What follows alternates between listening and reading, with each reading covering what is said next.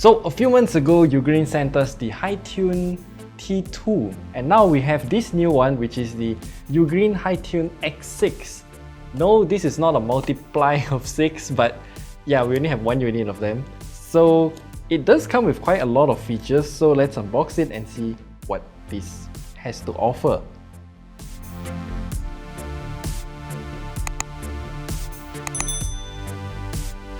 So this Ugreen HiTune X6 comes with a pretty basic kind of box.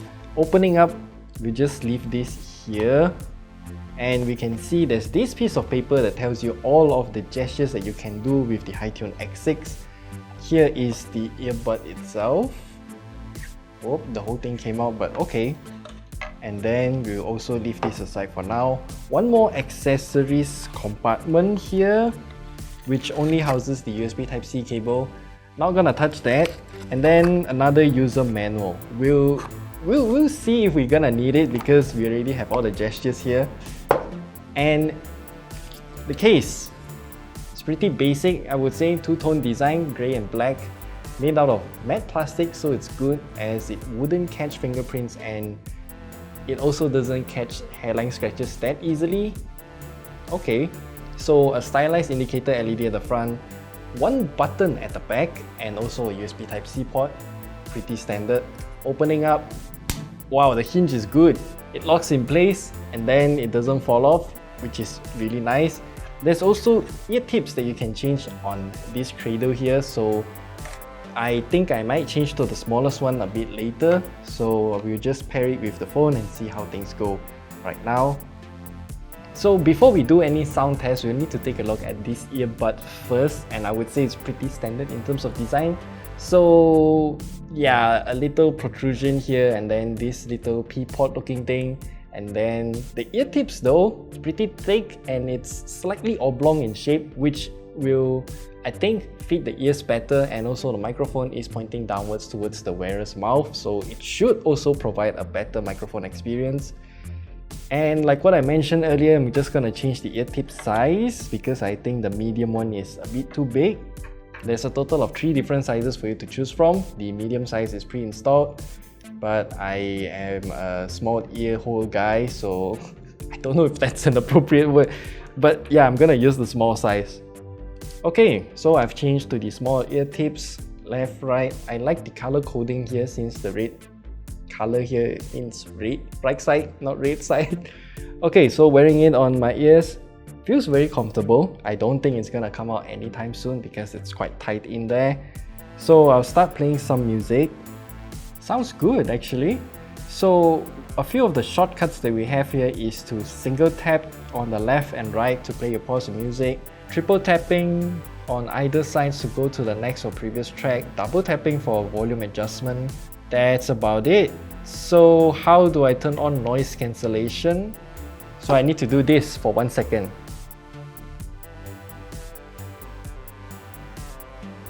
Okay, ANC on. Say something. Say something.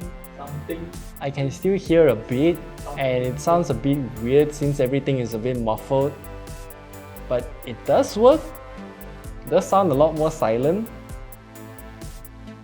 But I can feel some pressure building up in my ears, which not really that comfortable, but I think that's just a side effect of ANC that you have to live with.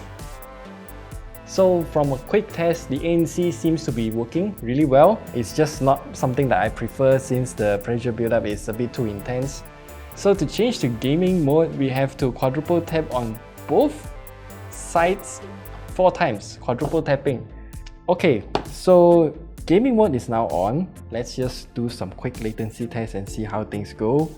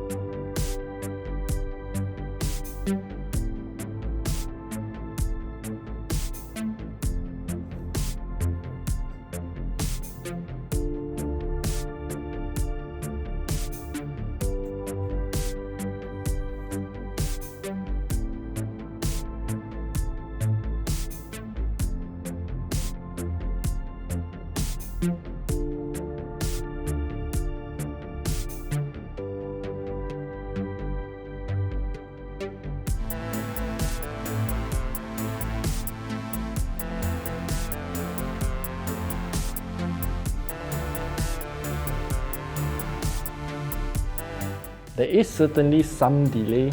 I mean, it's not gonna be perfectly in sync, but I think it's usable. So let me just go back to standard mode. Okay, now it's in normal mode. I did realize that once you go into normal mode, the volume seems to be a bit higher than gaming mode. Not sure what's the whole thing going on here, but the latency for normal mode is definitely not going to be as good as gaming mode. But yeah, that's the whole situation that we're dealing with here. And before we forget, this is also the microphone test of the Ugreen HiTune X6, which I don't really know how it sounds, so you be the judge and tell me how it sounds in the comments down below. Now back to the sound quality of this thing. Back in the HiTune T2's review, we did say that it does have some hissing sound if nothing is playing on the earphones themselves, but that seems to have been fixed on the HiTune X2 since I don't experience any hissing sound when nothing is playing on the phone. And yeah, I mean, it just sounds decent. The bass is thumpy enough, the vocals are also very good. The big band jazz that I'm listening to also sounds decent. So if you're looking for a more premium pair of TWS earbuds, then maybe the Ugreen HiTune X6 might be the one for you. I'm still not sure why they're calling it hybrid ANC earbuds. It kind of works like any other ANC. Pressure buildup is definitely there. It might get uncomfortable to you, just like how I experienced it. Sound quality is decent, but as for the battery life though, they're claiming that this thing can last for 6 hours on a single charge, and this case can provide another 26 hours. I can't verify that, but yeah, I mean, I'm not gonna wear this for 6 hours on one single sitting. And as for the price, on Ugreen's official Lazada store, this thing is priced at 500 ringgit. But there's a premier price at 187.90. So I'm not sure what's the official pricing. Though I would say if it's below 200 ringgit, yeah, this is quite a decent pair of TWS earbuds. They fixed some of the complaints that I had with the HiTune T2, and yeah, I mean, this is surprisingly good. So that's it. That's all we have to share with you about the Ugreen HiTune X6. If you have any questions, leave them down in the comment section below. And we'll see you guys in the next video.